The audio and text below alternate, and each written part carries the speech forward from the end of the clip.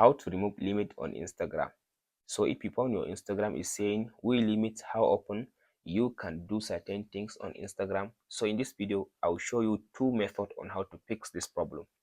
So the first method is, now after you open your phone, go to your Play Store or App Store and start by updating your Instagram. Just go to Play Store, App Store and search for Instagram like this and update your Instagram app.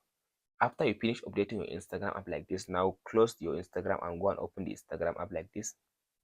After you open the Instagram app like this, now go to your Play Store, go to your menu like this, now go to your profile. So now here is my profile.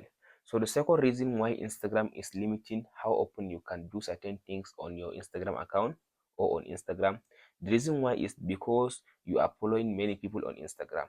If you are following many people and you are making many comments on your Instagram and your account is like small account, it's not that big account, so from there Instagram will like think that your account is a robot account. You are just following random people, you are commenting on random posts, and you are liking random posts on Instagram.